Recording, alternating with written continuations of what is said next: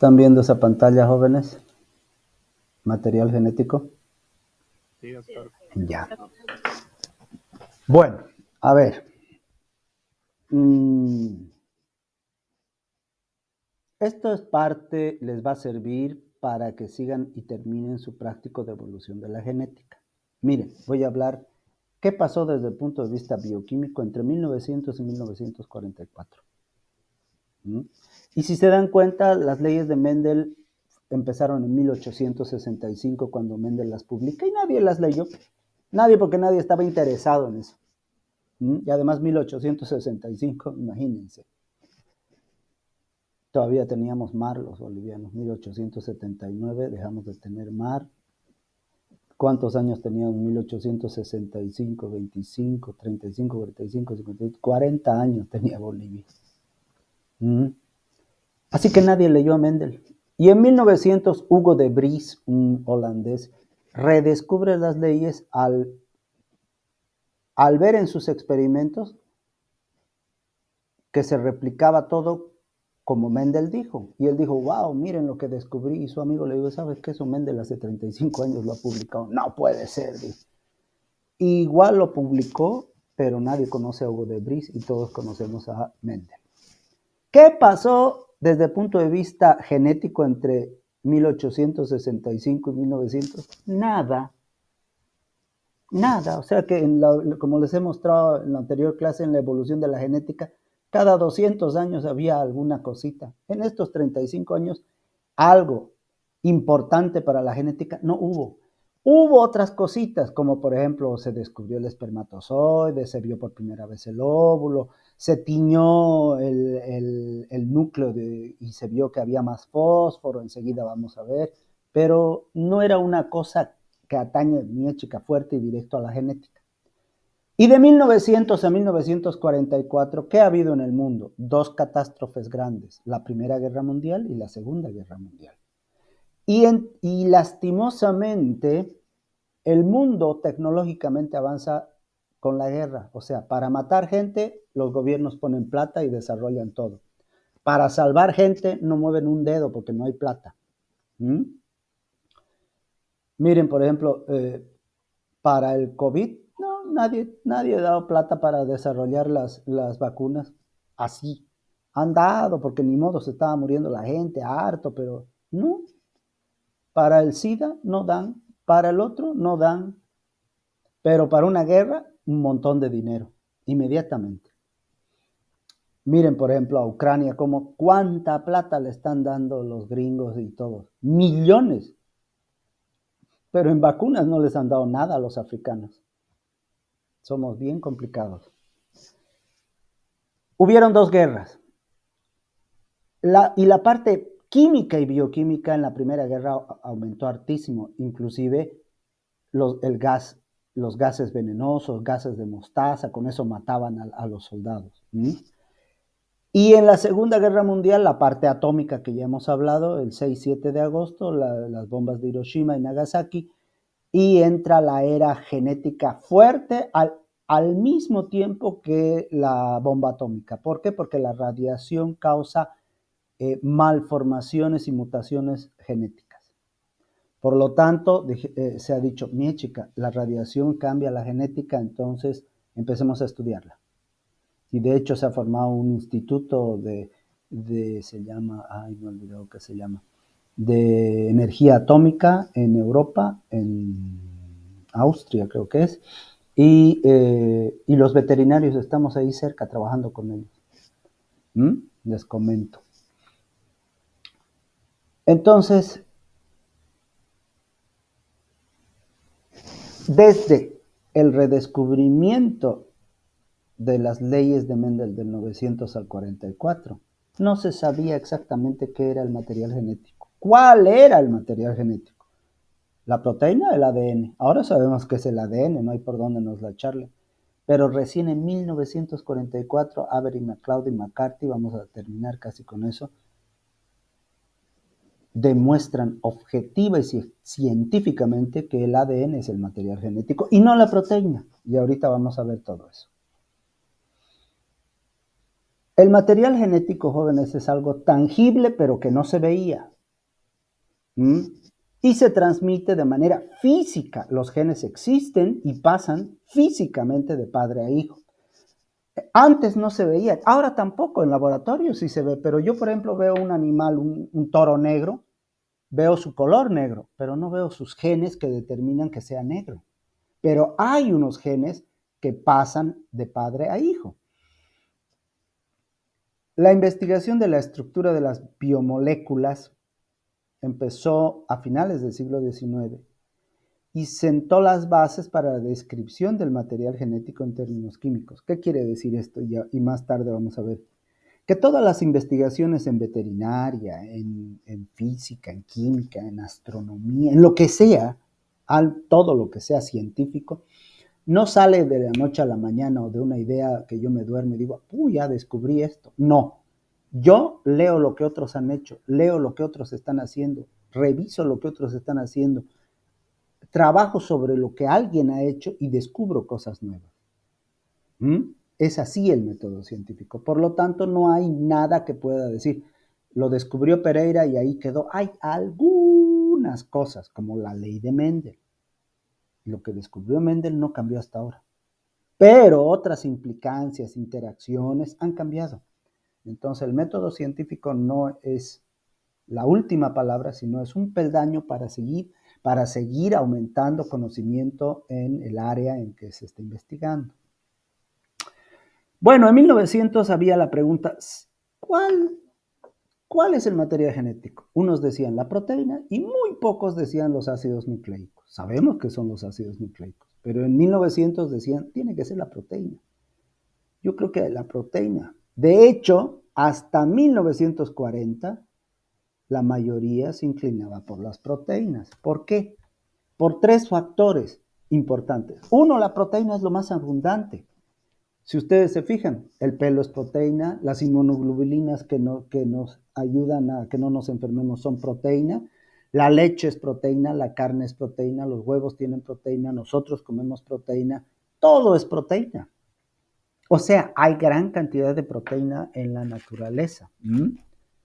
Otra cosa es que, como he dicho, habían investigadores que llegaban a ciertas conclusiones que no era que estaban erróneas, pero llegaron a una conclusión equivocada porque no tenían los elementos necesarios para realizar esa medición. Y uno de esos fue Levene, que dijo el tetranucleótido de Levene, que ahorita vamos a ver.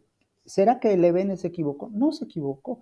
Él midió las bases nitrogenadas, jóvenes, y llegó a un resultado. ¿Pero con qué midió? Con una balanza vieja. Ahora cualquier balanza de precisión, pucha, mide exactamente, imagínense, son digitales. ¡Plum! Pongo una pluma y tiqui, tiqui, tiqui, tiqui, la pesan. En cambio, hace 40, 50, 100 años las balanzas eran una cosa grave. Es más o menos esto, a ver, yo tengo una propiedad y pongo una balanza para pesar animales bovinos. Esa balanza puede pesar un animal de 500 kilos, de 1000 kilos, de 1200 kilos, de 180 kilos. Pero si yo pongo unos cuantos gramos de azúcar en la balanza, ¿será que la balanza me lo va a pesar? Ni idea, ni siquiera vas a saber que hay esos gramos. Entonces, la tecnología con la que nosotros los investigadores trabajamos va mejorando cada día y nuestras observaciones van mejorando. Y gracias a esa tecnología, cosas que antes dábamos por sentado que eran así, vemos que ahora han cambiado. Y eso pasó con Levene. Y lo otro son las áreas de investigación diferentes. En ese tiempo, entre 1900 y 1915, 20 más o menos, todo el mundo estaba trabajando con lo que Mendel hizo. Servirá en arvejas, servirá en vacas, servirá en gallinas, servirá en flores, servirá en rosas, servirá en margaritas, servirá en todas las plantas, en todos los insectos, en todo el mundo estaba trabajando. A ver, ¿en qué creen que la mayoría de los laboratorios del mundo en genética y medicina están trabajando ahora?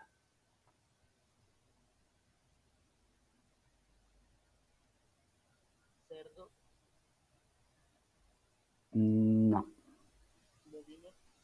no.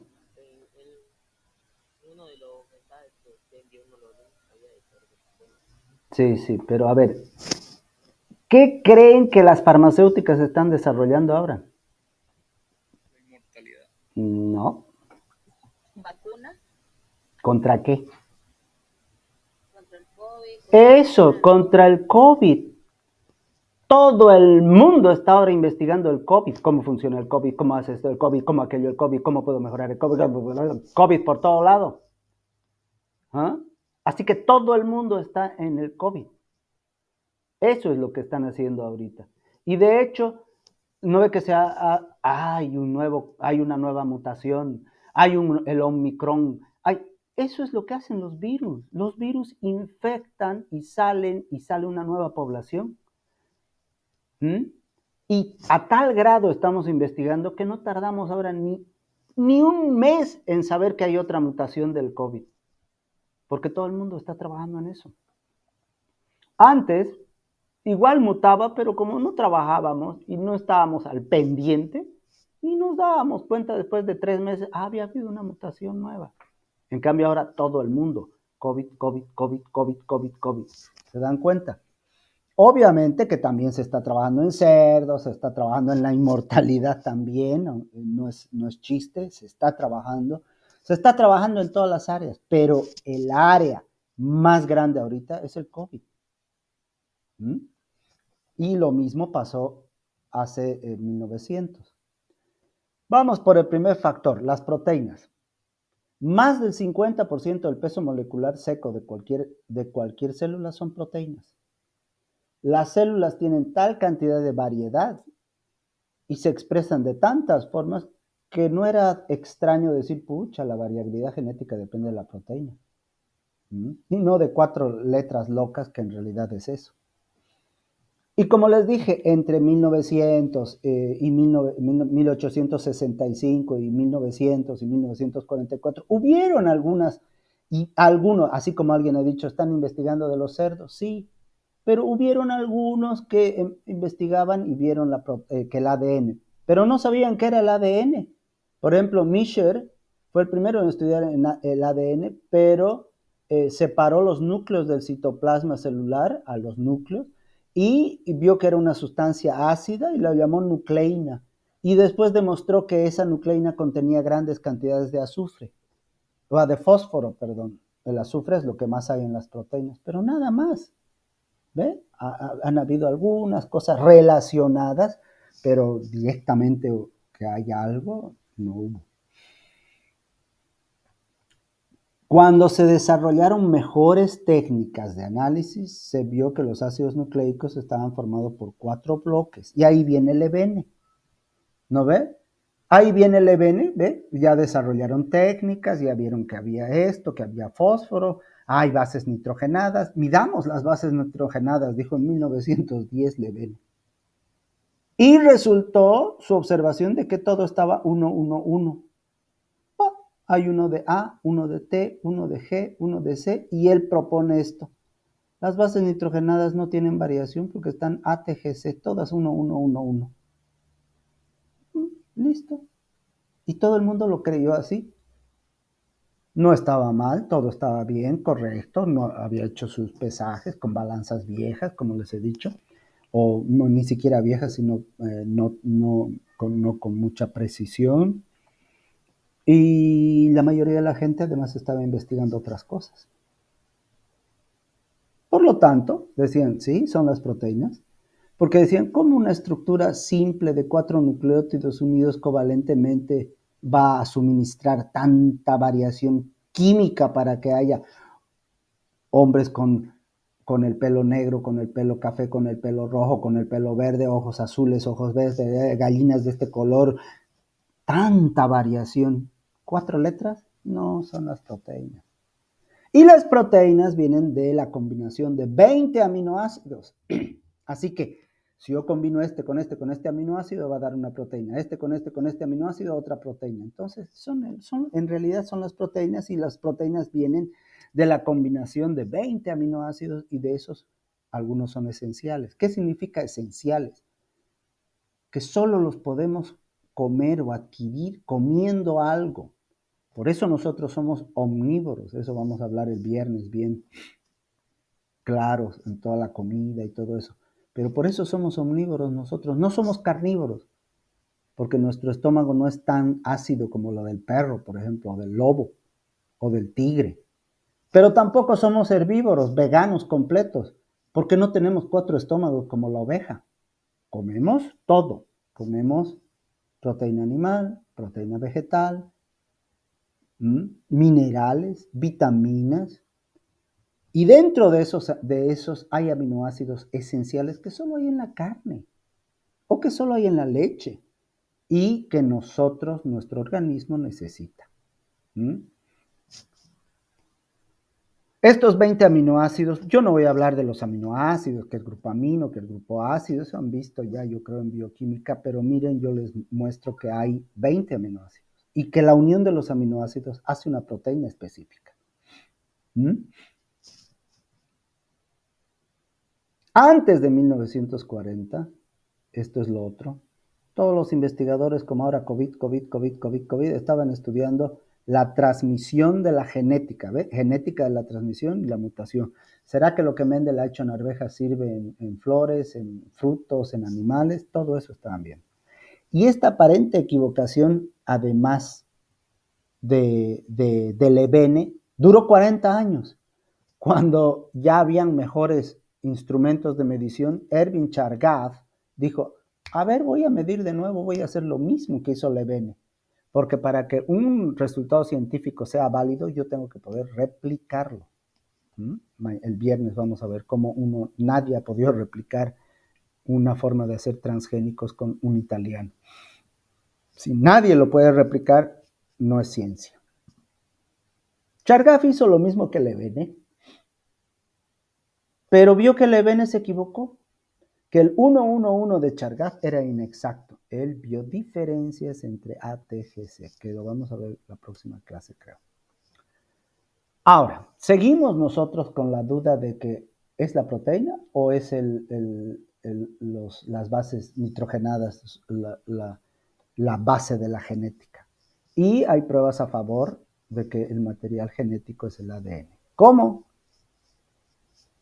Miren, en 1944, 44 años después de que de Vries republica las leyes de Mendel, más los 35 de Mendel, son 70 y pico años, recién la comunidad científica dice, ok, es el ADN, el material genético. Y lo logran Avery, MacLeod y McCarthy con su experimento que lo llaman al final de principio transformante. Es el experimento que constituye la prueba directa de que es el ADN y no las proteínas.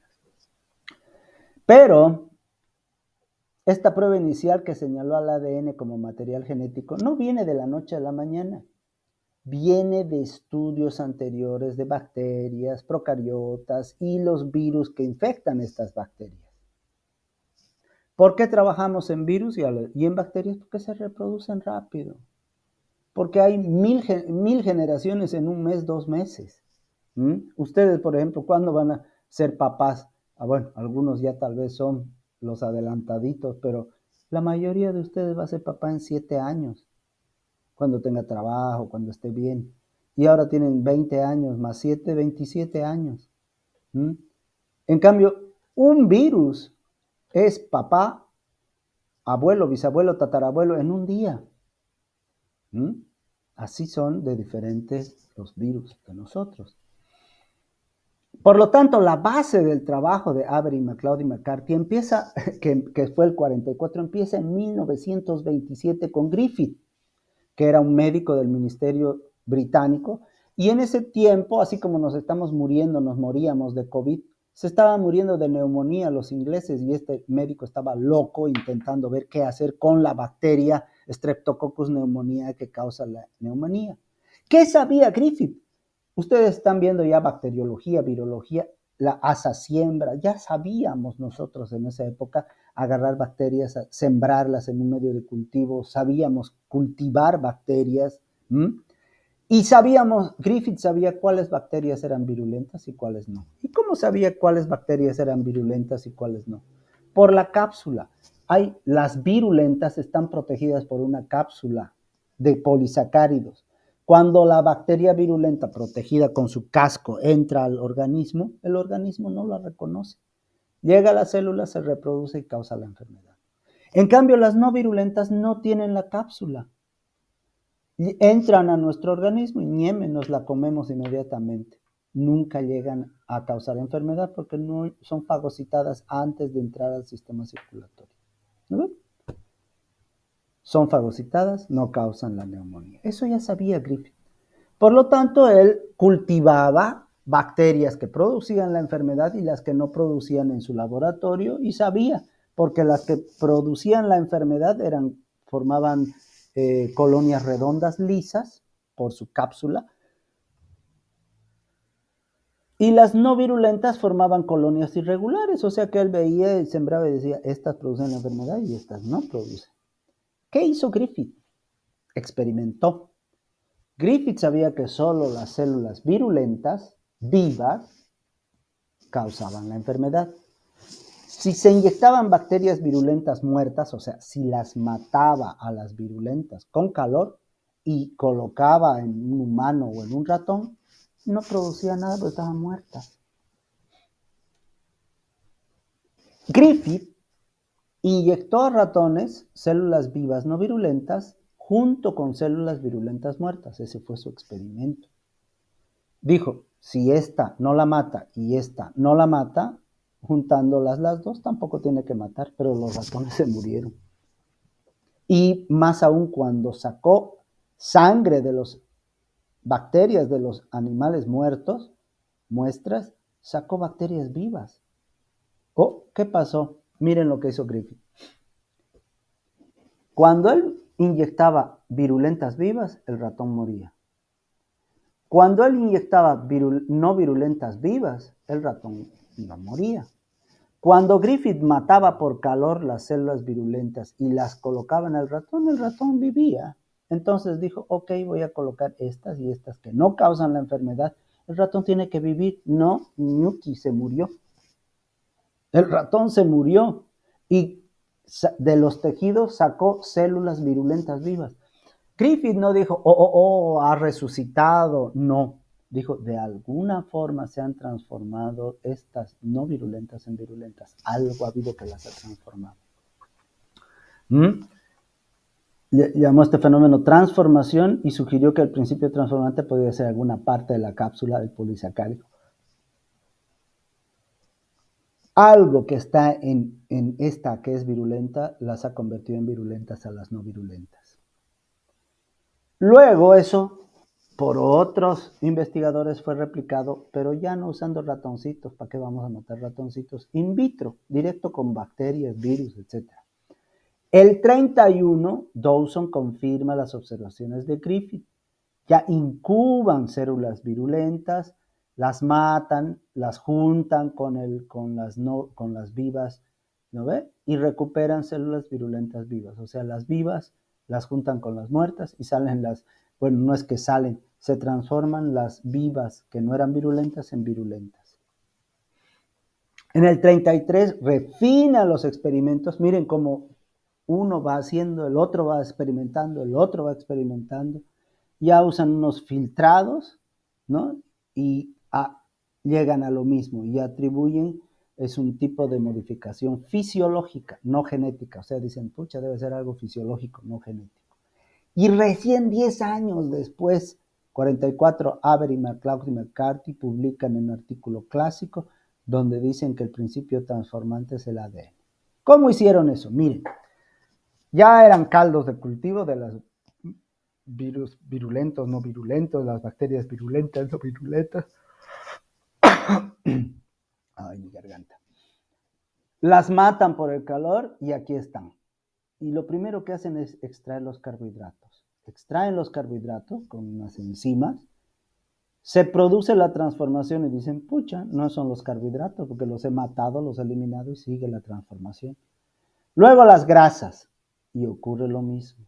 Y luego destruyen las proteínas, que era lo que estábamos pensando hasta el 44, que era el material genético, con una enzima proteasa, pero se produce la transformación, por lo tanto, no son las proteínas. Aquí ya demostraron que las proteínas no eran el material genético. ¿Qué me queda? ARN y ADN.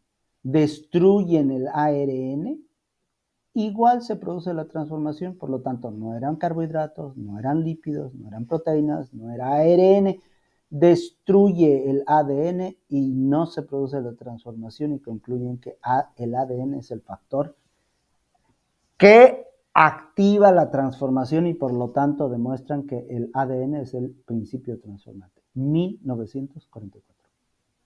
Después ya vienen sobre eso mismo, los experimentos de Hersh y Chase que utilizan bacterias y virus bacteriófagos. Y aquí vienen nuestros amigos los virus. El coronavirus, el virus de la rabia, todos los virus que están viendo con el doctor Ariel. Los virus son zombies, no son entes vivos, son zombies entre la vida y la muerte. Y solamente tienen una capa proteica y al medio una de ADN o una de ARN. La de ADN muta más rápido, muta menos rápido que la de ARN. Miren, en un año hemos tenido vacunas del COVID por muchos factores. Antes desarrollar una vacuna era 3, 4 años. Ahora en 2 años, 1 año. Pero no tenemos vacuna contra el SIDA. Van 35 años con SIDA la humanidad y seguimos sin vacuna. ¿Por qué? Porque el virus del SIDA ARN muta mucho más rápido y no puedo hacer una vacuna. Pero yo creo que con esto del COVID y todo lo que se está estudiando, pronto vamos a tener una vacuna para el SIDA también. Bueno, ¿qué hace el virus? Fregar a la célula, enfermarnos, eso es lo que hace. Se adhiere a cualquier célula o a alguna bacteria e inmediatamente introduce su ARN o su ADN y ese ADN-ARN se va al ADN de la célula, la secuestra y la celulita que antes producía un tipo de proteínas con su ADN o algo, tenía una función específica la célula, que ustedes saben, empieza a producir con este virus extraño, con este ADN o ARN extraño, empieza a producir virus. Por lo tanto, el virus viene, mete su ADN o ARN y la célula empieza a producir virus y de ahí salen más virus que van a infectar más células y más gente o más animales. Miren, la cubierta del virus es proteína. Entra el ADN o el ARN y la cubierta, la chalona, ya no importa. Pero aquí la célula empieza a producir nuevos virus, matan a la célula y se liberan los fagos. En el 52, estos ya sabíamos nosotros manejar bien la radioactividad. Por lo tanto, podíamos crear animales, virus, bacterias marcados con radioactividad. Y aquí, por ejemplo, está el fósforo radioactivo. Por lo tanto, varias generaciones de virus se han replicado en fósforo radioactivo y el fósforo es parte integrante del ADN. Y miren, sacábamos fagos marcados radioactivamente en su núcleo. Y aquí al revés, los fagos se reproducían en azufre radioactivo y después de varias generaciones salían los fagos marcados radioactivamente en su proteína. Los fagos se juntaban con marcados y no marcados, bueno, ambos marcados, este era el ADN y este su proteína, entraban en contacto con la célula y el que tenía el ADN radioactivo pasaba el ADN radioactivo a la célula producía virus marcados, radioactivos. En cambio, el que tenía el azufre radioactivo quedaba fuera en la chalona y pasaba el ADN no marcado y producían fagos viables no marcados. Por lo tanto, es el ADN y no la proteína el que produce es el material genético. Ahora ya lo sabemos, ¿no? De hecho, no hay necesidad pero esto es historia, por eso yo se los cuento, ¿no? Después de esto ya hubo otros que ya ni vamos a hablar, experimentos de transfección, que se hicieron esferoplastos, pero eso ya no nos interesa. ¿Está bien? Y la prueba más directa ahora del ADN son lo que vamos a hablar el viernes, los animales transgénicos. Es directo. O sea, yo agarro el ADN de un chulupi, lo pongo en un humano y funciona el gen. Pero ya vamos a ver eso el viernes. Y hay pruebas indirectas. ¿Cuáles son? Ahora ya no hacen falta, pero en 1950 sí, ¿no ve? Entonces, ¿cuáles son las pruebas? Uno, las mitocondrias. Se sabe tanto que las mitocondrias como los cloroplastos cumplen funciones genéticas. Y aquí en la mitocondria hay ADN, pero el ADN no es como el resto de las células, es un ADN circular parecido al de las bacterias. ¿Y por qué hay ADN circular parecido al de las bacterias? Porque nuestras células fagocitan virus y bacterias. Y a lo largo de los años se ha quedado ADN de los virus y las bacterias. O sea que somos en esencia transgénicos. Tenemos genes de otros. Este es bonito, la correlación con la haploide. Hemos hablado de mitosis y meiosis. El resultado de la meiosis, ¿qué es? ¿Mm?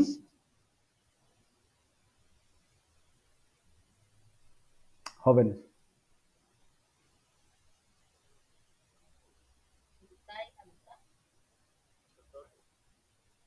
¿Cuál es el resultado de la meiosis?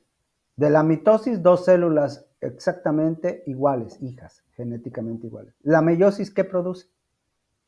Gametos.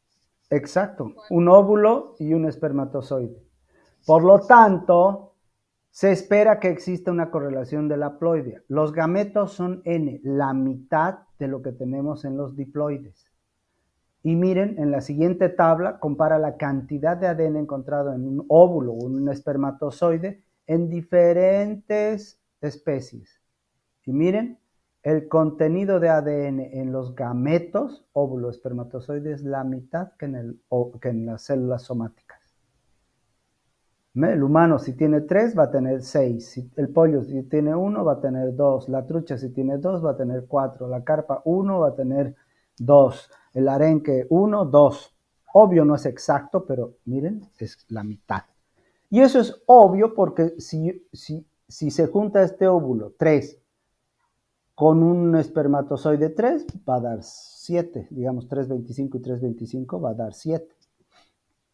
En cambio, si se juntara este 7 con 7, mío chica, el hijo sería 14. Y luego 14 con 14, 28. No, hay una relación entre la ploidea, los haploides con los diploides. Luego hemos aprendido y se ve una cosa, jóvenes, que las mutaciones ocurren, pero también pueden ocurrir por antibióticos, por drogas, por alcohol, por la luz ultravioleta, y cuando se producen mutaciones muchas veces se producen cáncer. Por ejemplo, el cáncer de la piel cuando hay mutaciones por la luz ultravioleta, por eso hay que cuidarse. Por eso dicen, los transgénicos producen cáncer. No, señores.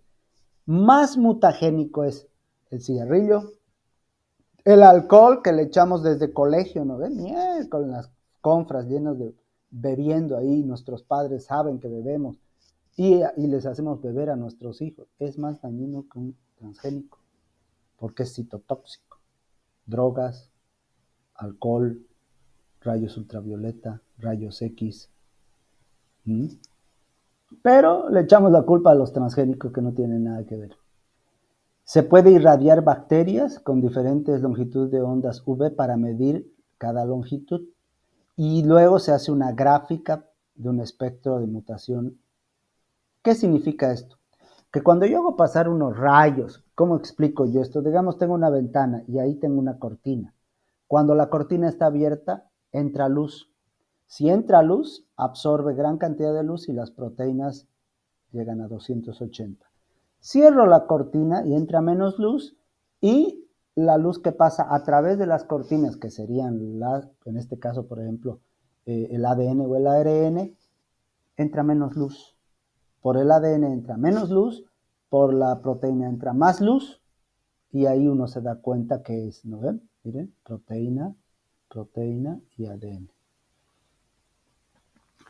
Las pruebas directas del ADN ya no hay ni qué decir, es lo que vamos a hablar el viernes, son los animales transgénicos, directo. inserción en bacterias de genes humanos, los transgénicos. Los animales transgénicos es la prueba directa de que el ADN es el material genético. En su glosario de genética quiero que busquen el código genético, los codones o los tripletes, tiene que haber ahí, porque esto es importante. Esto se descubrió porque como no eran los aminoácidos, que son 20, y eran el ADN, que es ATGC, ¿cómo 4 pinches letras puede haber tanta variación? ¿Cómo pueden combinarse? Y yo se los digo rapidito, se combinan en tripletes, ¿no ve? En código genético, o sea que cada triplete hace un aminoácido, al revés más bien, ¿no? El aminoácido hace proteína, pero viene de las bases nitrogenadas. Y aquí está mejor. ¿Cómo se ha dicho? ¿Será con 2 bases? Con una no, porque 4 por 4, 16 no va a dar. Con 2 tampoco, pero con 3 sí. 4 ATGC por 4 ATGC por 4 ATGC da 64 codones o tripletes. Pero algunos codifican, otros no codifican, y aquí está, miren. Directo, aquí les voy a mostrar. Este es el código genético. ¿Qué significa el código genético? Que los codones o los tripletes producen un aminoácido, no al revés. Y como en el español, por ejemplo, hay varias formas de escribir o decir algo. Por ejemplo, yo puedo decir chau, quiere decir chau, me voy, ¿no ve? Otra forma de decir chau, adiós, hasta pronto. ¿Ve? Hay varias formas de despedirse. Lo mismo, hay varias formas de escribir fenilalanina. De hecho, 4. UUU, UUC, UUA, UUG, todas son fenilalanina. 4 formas de escribir leucina en forma de codones. O sea que este es el por qué 4 pinches letras pueden producir tanta variación genética, porque funcionan de a tripletes con el código genético que se llama codón. Leucina puede ser escrita 4 veces, isoleucina de 3 veces, y metionina, que es el iniciador, una sola vez. Miren, metionina actúa como señal de iniciación. Único, AUG. Valina puedes escribir de 4 formas, serina de 4, prolina de 4, treonina de 4, alanina de 4, tirosina de 2, y aquí hay 3 en realidad de parada. UAA dice hasta aquí llegaste, UAG hasta aquí llegaste, y UGA, que este es única, parada. Llegas ahí, dice hasta aquí llegas, y esto van a ver cuando se forma el ARN mensajero, empieza por aquí, lee todo esto y aquí dice hasta aquí llegaste. Histidina 2, glutamina 2, aspargina 2, lisina 2, ácido aspartico 2, ácido glutámico 2, formas de escribir, cisteína 2, 1 de parada, que en realidad hay 3, UAA, UAG y UGA. 1 único de triptófano, que es igual que metionina, 1 único de metionina, 4 de arginina, 2 de serina, 2 de arginina y 4 de glicina. O sea que búsquenme, por favor, una buena definición de lo que es el código genético, los tripletes y los codones, que es la forma en que se crean diferentes 20 aminoácidos, de los cuales algunos son esenciales. Aquí, por ejemplo, UUU, uracilo, UUC, fenilalanina, perdón, estas son lo mismo. Una sola metionina, 3 de parada, UAA, UAG, UGA. Y metionina. Y el otro donde está solito, no lo veo. No hay. Aquí. UGG, triptófano. El otro componente es el ARN. ¿Ven? Algunos virus tienen un núcleo ARN en vez de ADN. En 1956 se demostró que si se purificaba el ARN del virus del mosaico de tabaco, o sea, miren, en el 56 determinan el ARN del virus. Ahí está el virus. Hasta ahí más o menos la historia del 1900 a 1944. Ahora vamos a ver la parte bioquímica, que son los ácidos nucleicos. ¿Qué es el ADN? Los ácidos nucleicos, cuando se forman base y azúcar, se llama nucleósido. Cuando al nucleósido le aumentamos ácido fosfórico se llaman nucleótidos. Y los miles de nucleótidos forman ADN y ARN. El ADN tiene niveles estructurales que se llaman de empaquetamiento y hay varios tipos de ARN, los más importantes de transferencia mensajero ribosómico, los más importantes, pero hay otros.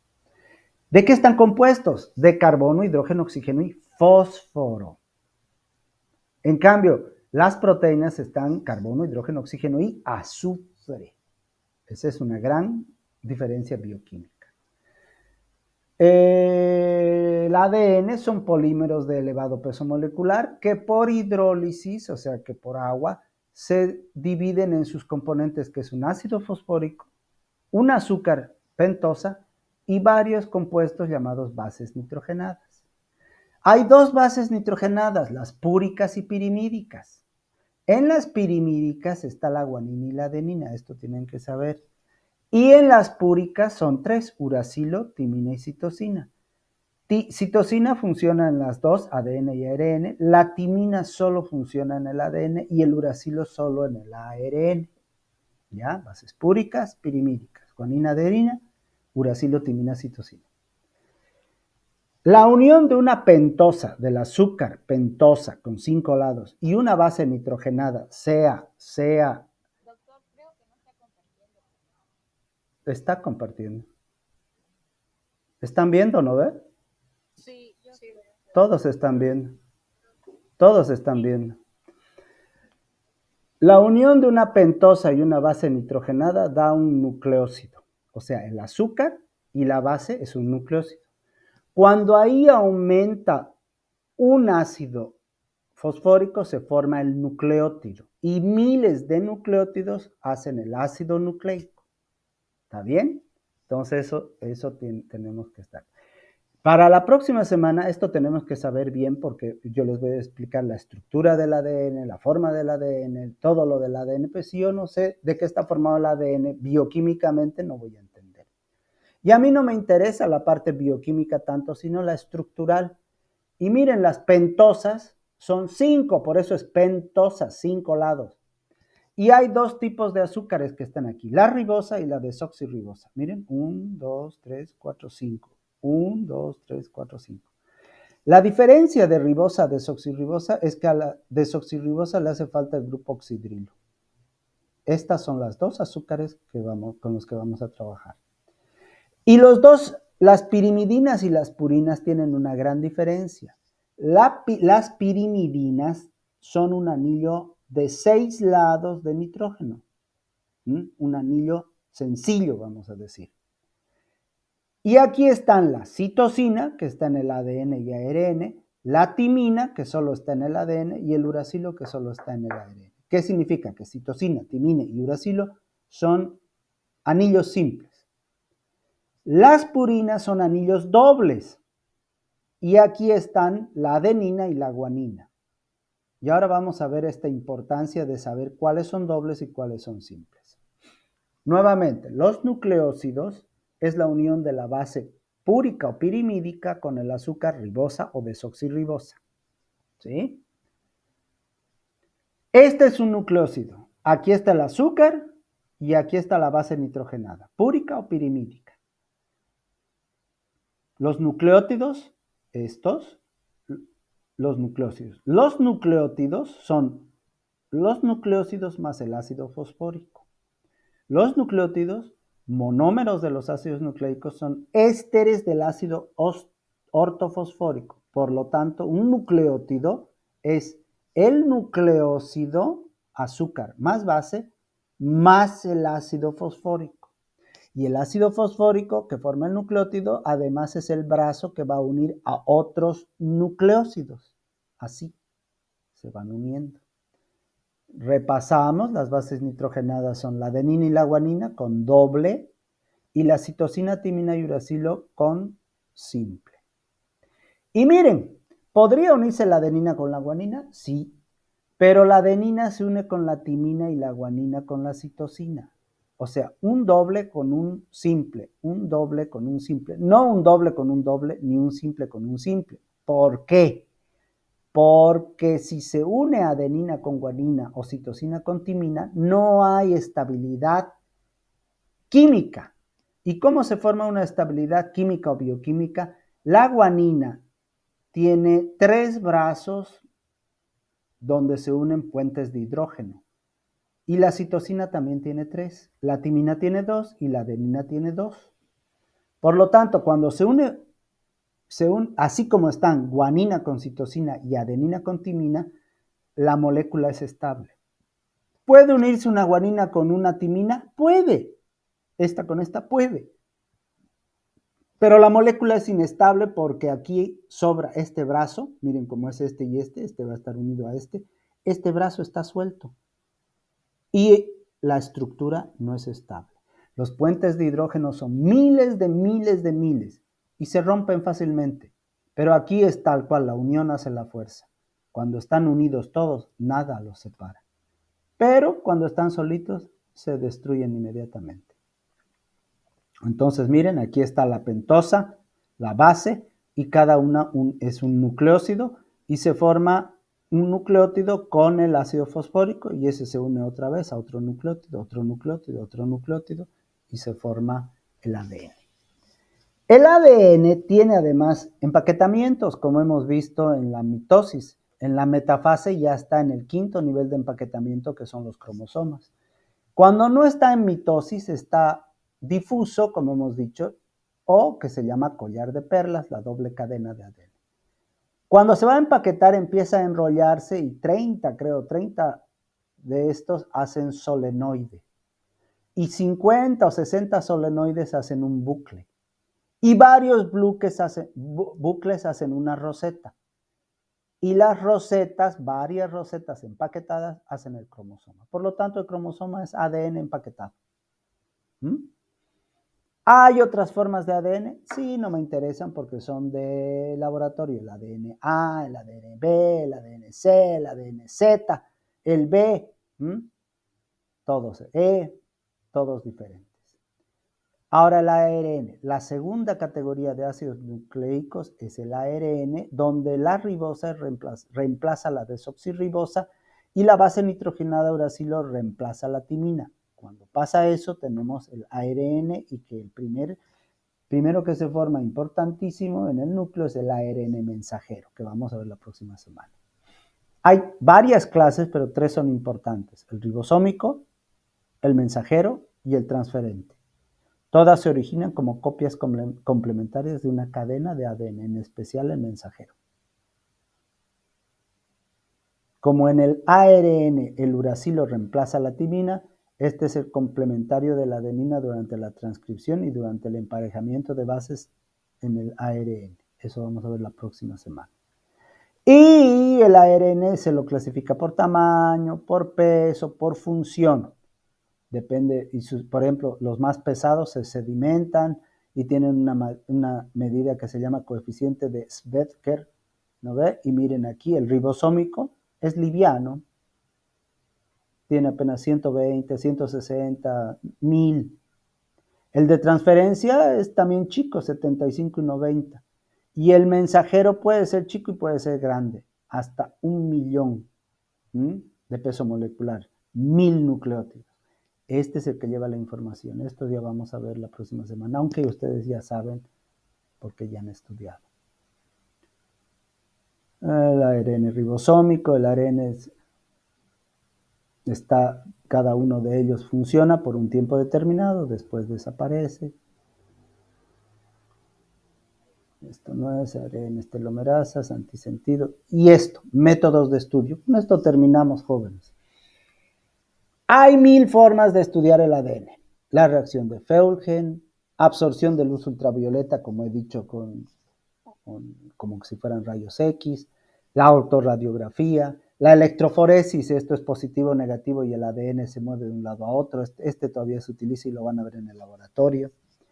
Ultracentrifugación, fusión y desnaturalización, las curvas de Colt, la hibridación de los ácidos nucleicos, Soter-Blot e hibridación in situ, digestión de enzimas, y uno de esos es el RFLP, la clonación. Hay muchos, pero a mí me interesa que sepan porque uno, ahora todo el mundo lo utiliza, y hay en la facultad.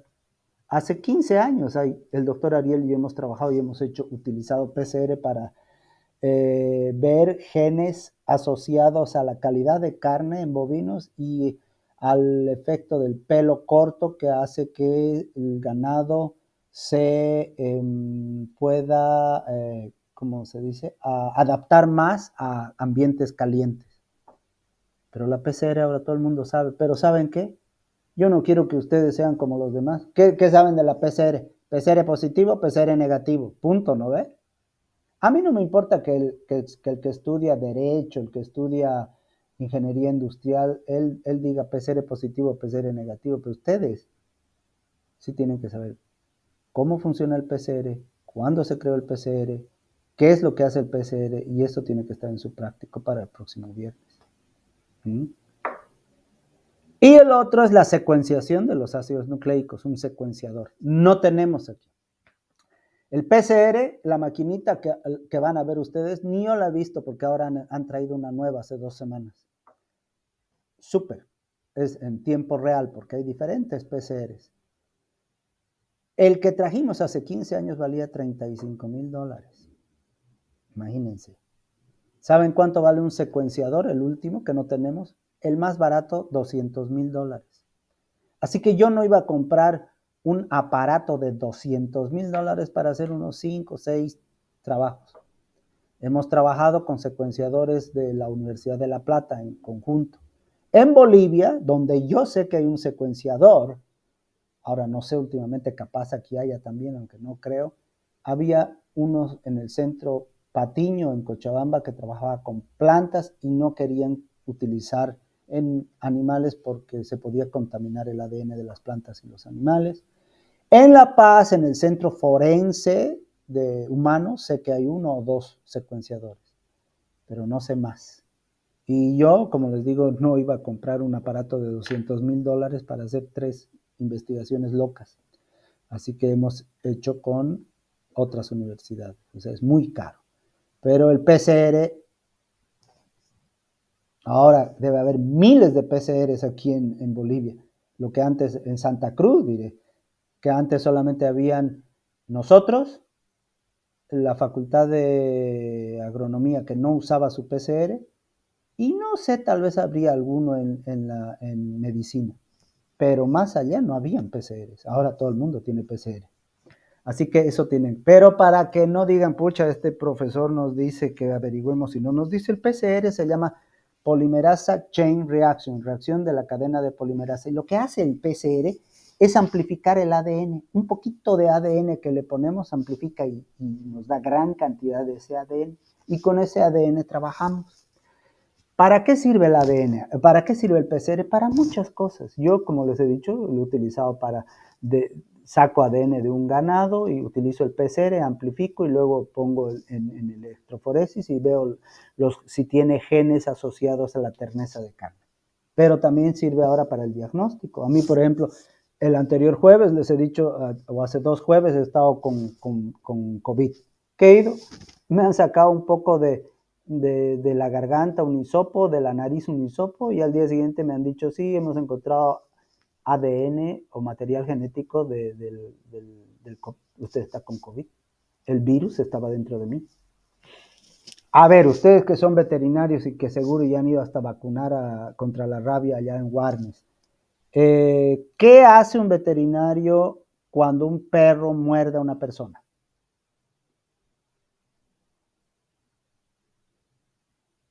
Ver si tiene la vacuna antilla. Ya.